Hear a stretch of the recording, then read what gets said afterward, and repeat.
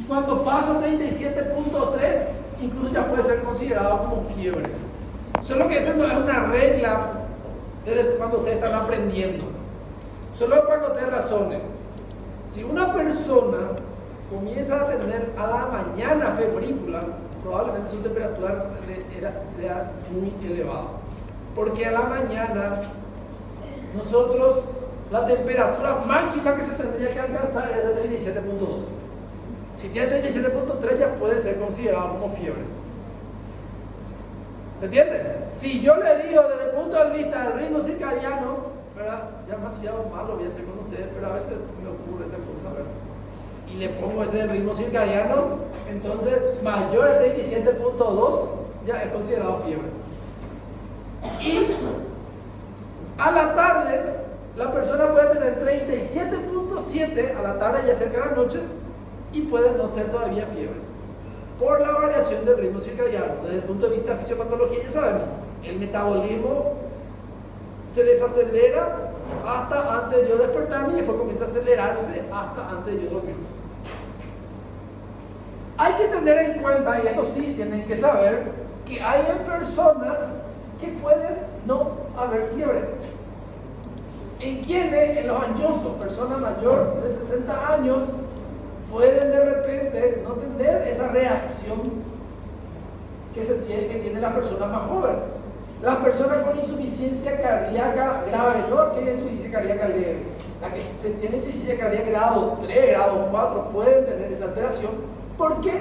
Porque la insuficiencia cardíaca hace que el organismo todo el tiempo esté activando su sistema inmunológico, entonces cuando hay algo malo ya le es normal, digamos. Y en el shock, ¿por qué? En el shock no hay mucha perfusión. Acuérdense que para que haya aumento de temperatura tiene que haber también aumento de circulación. Y si yo tengo un paciente con shock, la temperatura también puede no estar. Y si una persona no tiene fiebre y está en shock, es el peor paciente que puede tener. Ese es un paciente grave. Una persona que tenga un cuadro infeccioso sin fiebre, ese es el peor panorama que ustedes pueden tener como médico.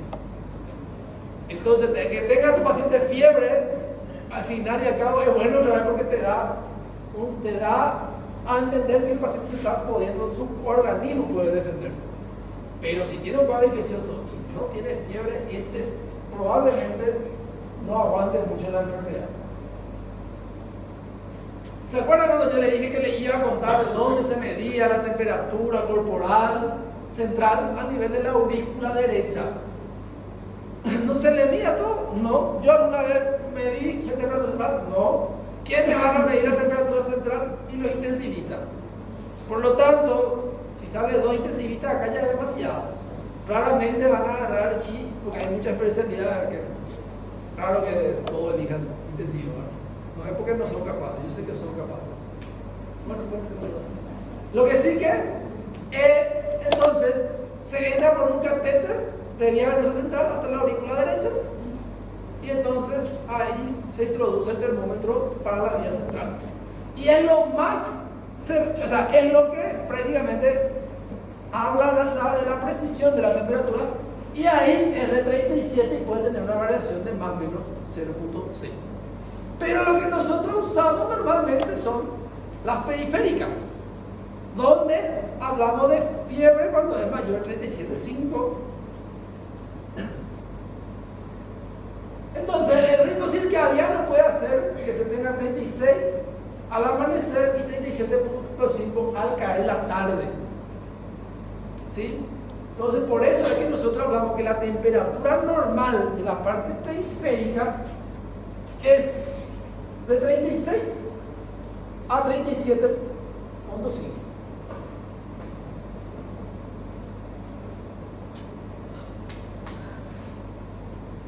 ¿Qué hace que varíe la temperatura de una persona? La ingesta de alimentos, la ovulación, ejercicio físico violento, la misma vestimenta, calefacción o refrigeración de ambiente. Eso ya habíamos hablado en fisiopatología. Entonces, el término de hipotermia hablamos cuando la temperatura corporal está menos de 35.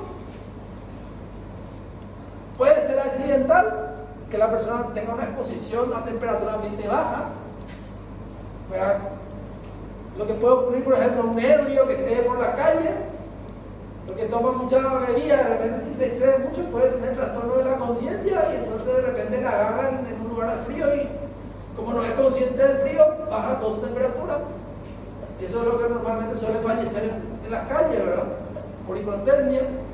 O se cayó en algún lugar donde el agua era fría y no pudo regular su temperatura.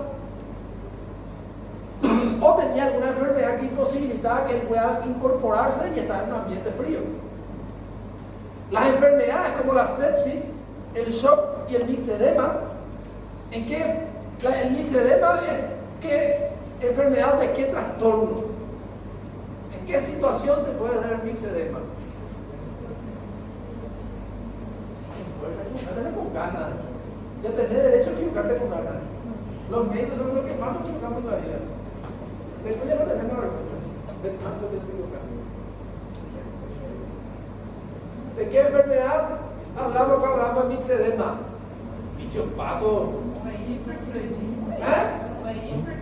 Hipo. Pregunta de examen.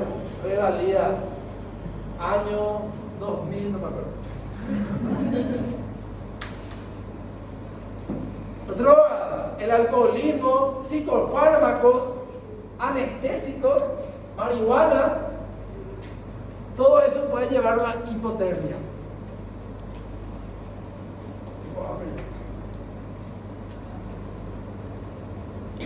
La hipertermia no es fiebre.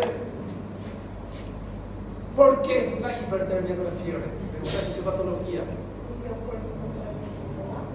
Porque el cuerpo no puede regular, sí o sí necesitamos una intervención médica si queremos salvarle la vida a esta persona. No se va a salvar si no se hace algo. ¿Qué es la hipertermia? La hipertermia es cuando la temperatura corporal alcanza igual o mayor a 42 grados centígrados. Algunos incluso dicen que debe 41 y algo. Hay una producción excesiva de calor que puede ser por ejercicios prolongados e intensos, reacciones adversas al neuroléptico, puede ser por un fármaco. Este salió el año pasado en el examen, ¿verdad? ¿Qué año? Sí, lo que era del año pasado. Se le puso un fármaco y se puso la paciente neuroléptico y un paciente con fiebre. En un paciente que tenía una demencia. Y anestésicos y tirotoxicosis. Tienen que saber eso, sí o sí va a salir algo. No va a salir lo mismo, nunca. Bueno, depende de nunca hay que decir nunca. A veces ocurre. Pero sí o sí va a salir algo de esto. Es muy importante que ustedes sepan. Disminución de la disipación de calor. ¿Qué quiere decir? Dificultad de que pueda sudar. Temperatura y humedad ambiental elevada en el golpe de calor, por ejemplo. Pérdida de la regulación central. ¿Qué quiere decir? Que el problema esté a nivel del hipotálamo, que es el centro de regulación de la temperatura. ¿Y qué puede ser que el daño que esté ahí? Daño del hipotálamo por traumatismo. ¿Quiénes? Los politraumatizados, traumatismo cráneo, hemorragias y los tumores, que puede ser tanto metastásico como primario. ¿Por qué estudiamos esto y por qué es importante que ustedes sepan esto? Porque hay una potencial mortalidad. El que tiene hipertermia tiene una mortalidad elevada. Los antipiréticos convencionales no son útiles. ¿Qué quiere decir? Darle dipirona, ibuprofeno no va a bajar la temperatura. No responden a antipiréticos normales. Otro criterio. ¿Cómo entonces yo detecto una persona que tenga hipertermia? Primero tengo que determinar que tenga hipertermia. Segundo, tengo que buscar las causas que pueden producir hipertermia. Por lo tanto, tengo que tener una historia clínica de esas que estuvimos viendo anteriormente. Normalmente la persona tiene temperatura elevada, algo de estos antecedentes, y si la examino tiene piel caliente y seca. A diferencia del otro que puede incluso sudar cuando de fiebre, piel caliente y seca. Entonces ahí sospechamos de la causa. ¿Se entiende? Ok.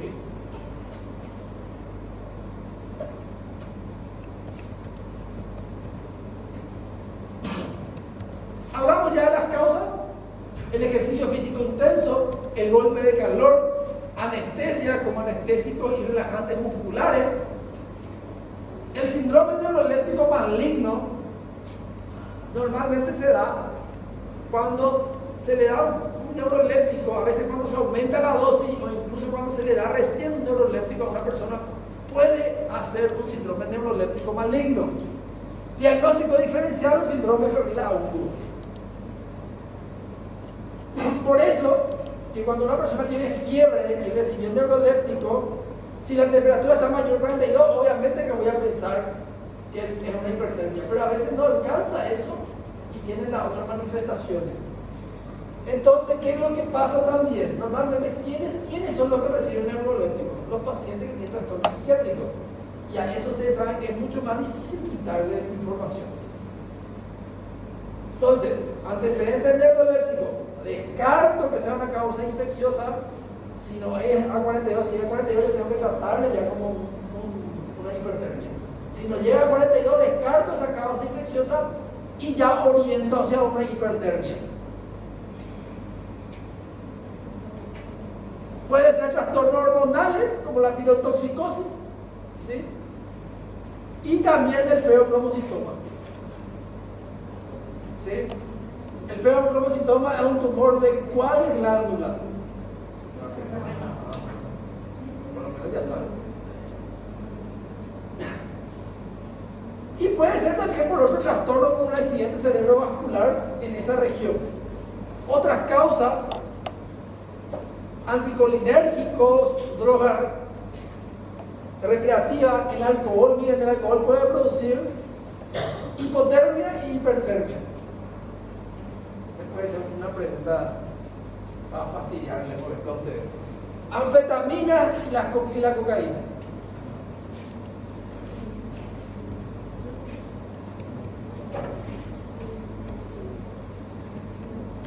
Bueno, la fiebre ya sabemos, la hipertermia ya sabemos, la hipotermia ya sabemos. Dos conceptos solo para que ustedes, que creo que está en el libro, no recuerdo bien, pero van a escuchar mucho en su práctica clínica. La febrícula es una fiebre o no una fiebre, y aquella no es febrícula.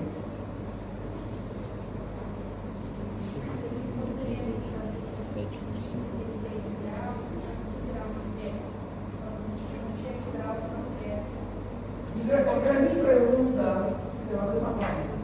¿Es o no una fiebre la febrícula? Yo creo que no. ¿Alguien me ha dado más menos? Sí. Que levante la mano quien dice que es la febrícula, que es una fiebre. La febrícula sería 37.4. Que levante la mano quien dice que la febrícula es fiebre. 1, 2, 3, 4, 5, 6, 7, 8, 9, 10, 11, 12, 13, 14, 15. Quien levante la mano quien dice que no es fiebre. 1, 2, 3, 4, 5, 6, 7, 8, 9. Que levante la mano que no sabe.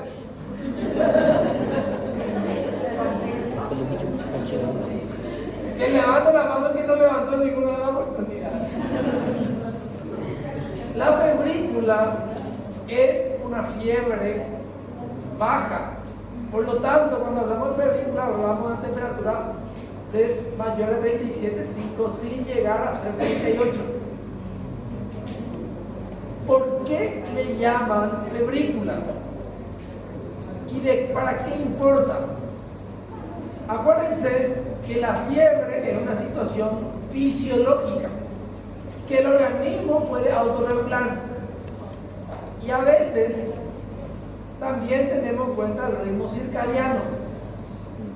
Entonces, es tipo, si el paciente tiene una febrícula, se le deja, si no tiene algún otro factor de riesgo, si tiene una febrícula, a veces se le deja ver si evoluciona o aumenta de temperatura o disminuye, y a veces desaparece esa temperatura sin medicamento. Entonces, si alcanza 38 grados, sí o sí se tiene que tratar la fiebre. Si no alcanza, depende del estado del paciente y del médico, puede esperar un poco. Por ejemplo, si tiene una ACV, no se puede esperar, se tiene que bajar rápido. Pero hay situaciones, por ejemplo, las criaturas, que a veces pueden tener febrículas porque le está brotando el diente. Entonces se puede esperar un rato, y si hace fiebre se le da un antipirético, por ejemplo, ¿verdad? O de repente puede ser un cuadro viral que no aumente tanto y a veces no necesita. Entonces, por eso se llama febrícula, para darle tiempo también al organismo de repente a reaccionar. Pero eso depende de cada situación.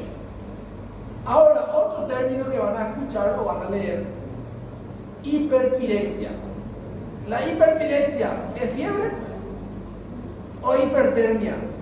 ¿O qué es la hiperpirexia? ¿A qué le llamamos hiperpirexia? ¿Y por qué es importante?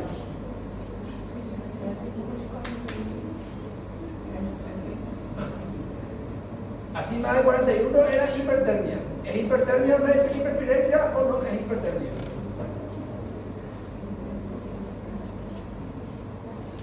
Cuando decimos hiperpirexia, ¿qué estamos diciendo? Ya tengo hambre, ya me ven. No, por eso le estoy diciendo, si responden mi pregunta le va a ser más fácil. Y ahí yo pregunto, 3 preguntas tenemos. ¿La hiperpirexia es fiebre? ¿Es hipertermia o es otra cosa? Casi dice.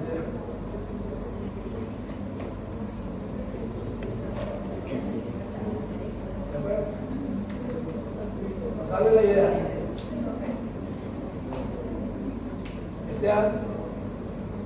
Robert me trata de ya se va a trabajar. ¿Qué voy a decir, Robert? Sí, que ¿es que? Sí, es una fiebre. Es una fiebre. Pasado 40 horas. Yo me pongo con esa.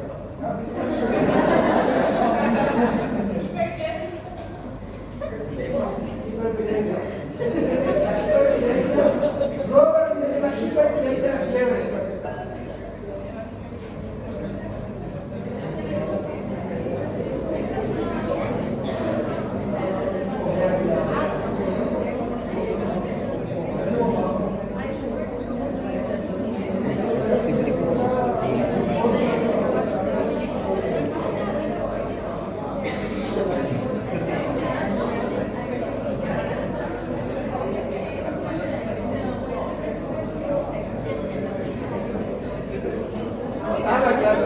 Lo bueno de ahora es que todo lo que pregunto no está en la clase.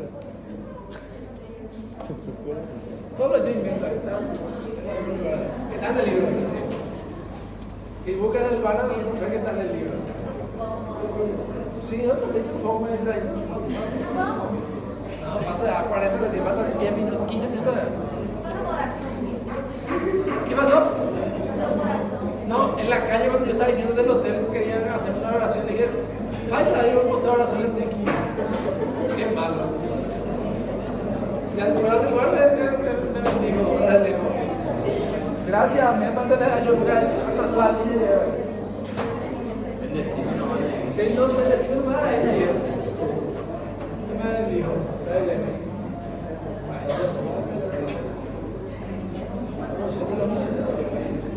Tiene que pasar eso. Para que no está fácil. ¿Te respondo? Ahora ya sé. Ahora ya sé. Silencio, por favor. Bueno, es la temperatura por arriba de los 40, o sea, vamos a aplicar 41 y va subiendo si no se controla cada 2 horas a un centígrado. ¿Alguien me puede ayudar más o quién está bien? ¿Le creemos a Robert?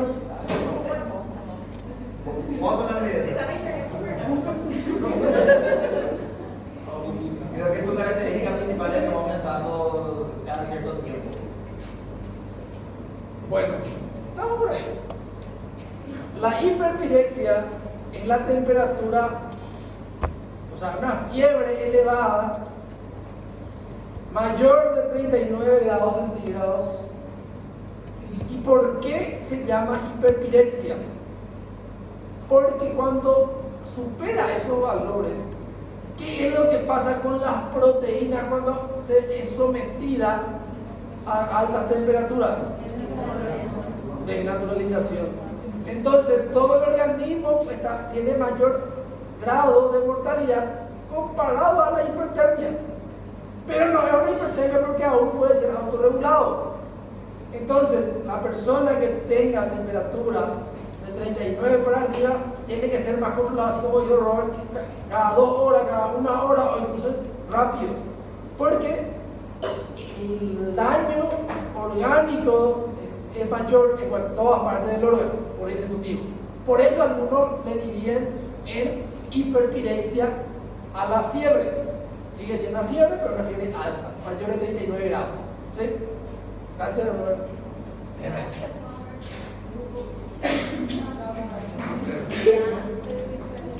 Bueno, ahora vamos.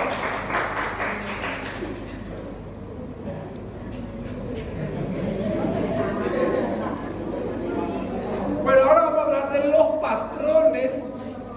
Los patrones no es patrón, las tendencias de cómo se manifiesta cierto tipo de fiebre. Anteriormente no había estudios auxiliares del diagnóstico, ¿verdad? Y en muchos países incluso no se podía. Entonces, se sospechaba de una enfermedad y se hacía tratamiento de acuerdo a cómo se comportaba la fiebre. Pero la fiebre se puede comportar de diferentes maneras.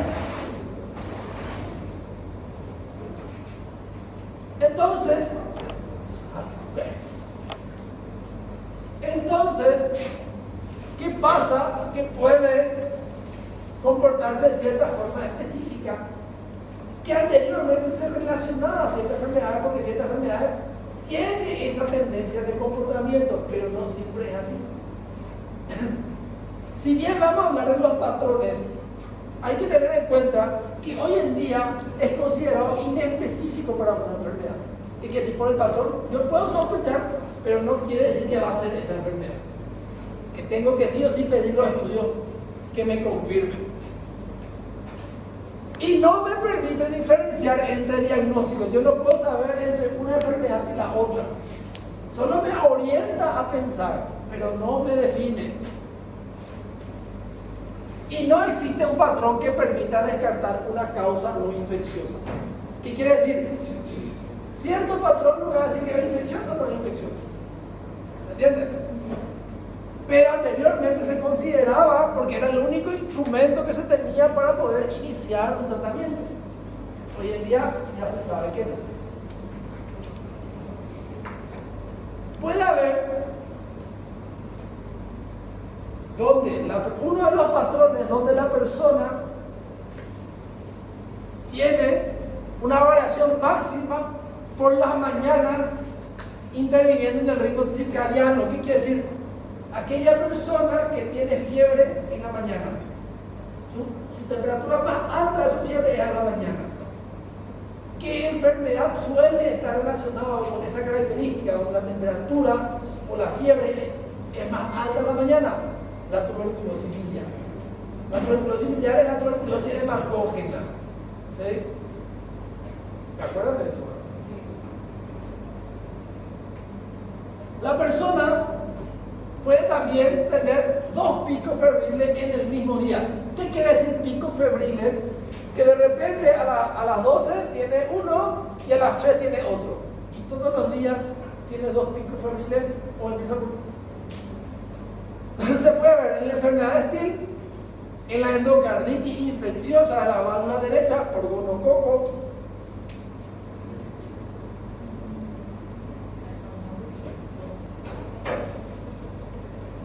Entonces ahí tenemos 2 patrones, uno que es más a la mañana, uno que es 2 veces del día, y el otro patrón, a la cual se le llama fiebre intermitente éctica o séptica.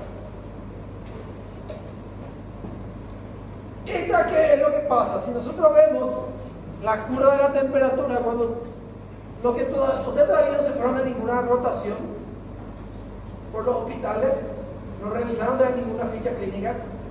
Cuando comiencen a rotar, miren la ficha clínica y hay una ficha que se llama ficha de primera hoja, donde se anotan los signos vitales y hay una curva térmica así misma dibujada. Obviamente que una hoja no es así de grande, ¿verdad? Pero es pequeña.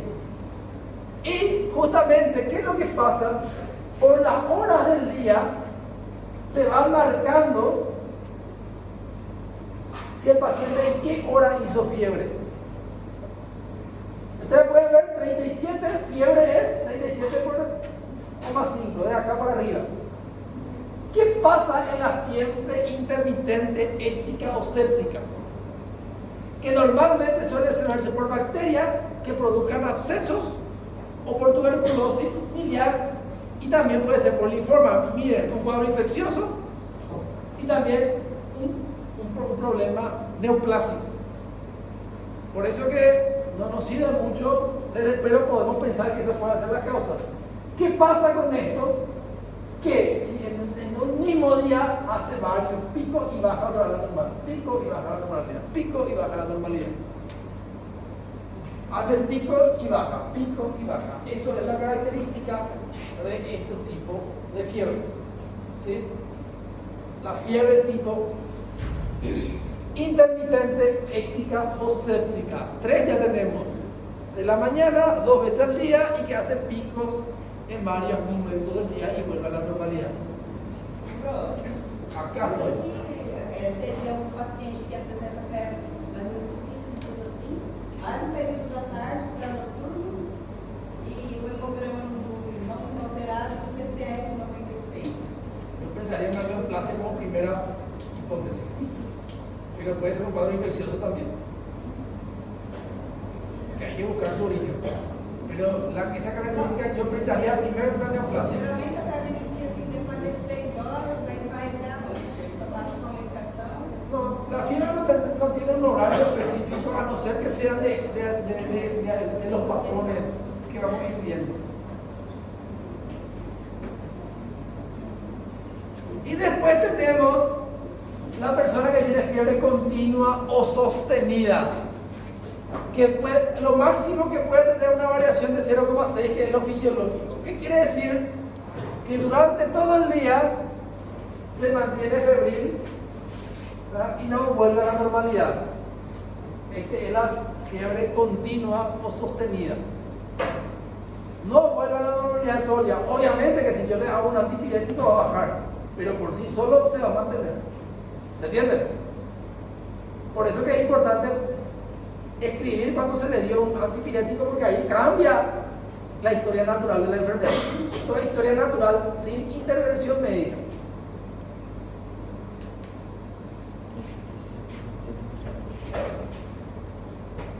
Después tenemos la fiebre remitente. La fiebre remitente es una fiebre continua, pero que hace un pico y después baja y se mantiene siempre alto, nunca vuelve a lo normal. Es como una continua, pero hace pico de mayor temperatura pero siempre continúa siendo alto.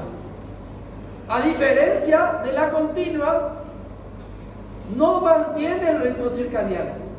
¿Se entiende? Esa es la diferencia.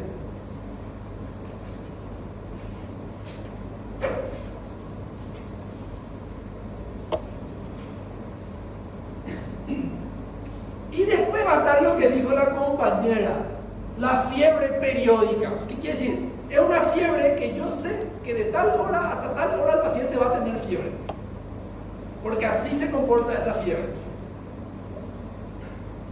Y ahí tenemos la neutropenia cíclica. ¿Se acuerdan cuando dimos la parte hematológica de neutropenia cíclica? Fiebre sostenida con ascenso de temperatura en la fiebre tifoidea. Y a veces tenemos una fiebre, un término nuevo, pico febril aislado. Le llamamos pico febril aislado a aquella persona que tuvo temperatura mayor a 37,5, no fue medicado, desapareció y nunca volvió a aparecer. Normalmente a una persona que hace un episodio de fiebre no se le pide cultivo ni ningún estudio. Solo cuando progresa y no sé la causa se piden cultivos. O en inmunodeprimido. Vamos a hablar sobre todo ese tema también. Entonces, en esas personas hablamos de pico febril aislado. ¿Se entiende? Tuvo fiebre una vez y después ya no tuvo más. El pico febril aislado puede ser que por una alteración metabólica, endocrina de solo ese momento y se superó, o el mismo organismo se defendió. Pero a veces puede estar escondiendo alguna enfermedad grave. Entonces, cuando una persona no guarda ainda su cuando tem muchas cosas por falar.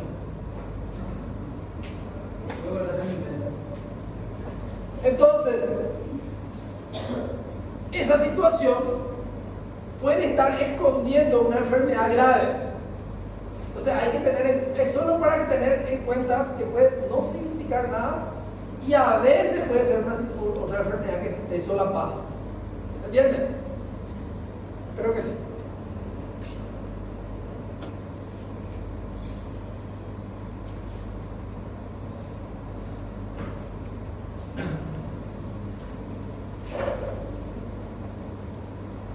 La fiebre recurrente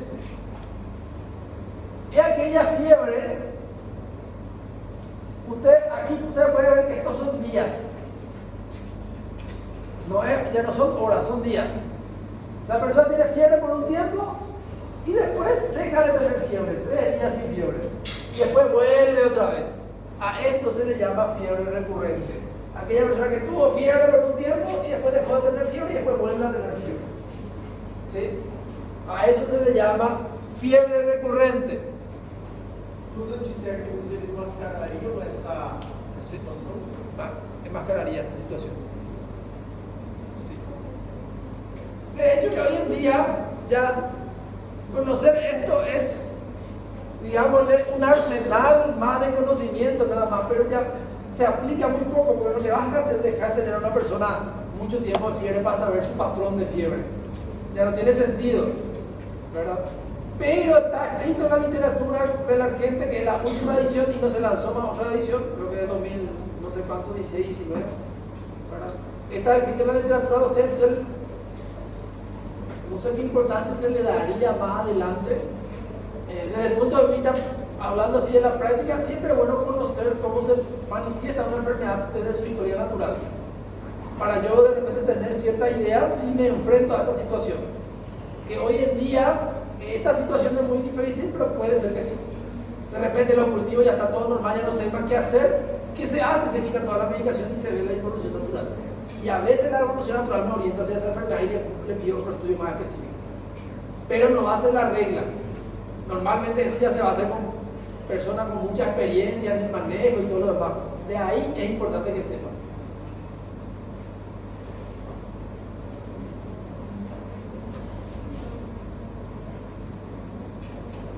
Un tipo de fiebre recurrente es la que se conocía como fiebre cuartana,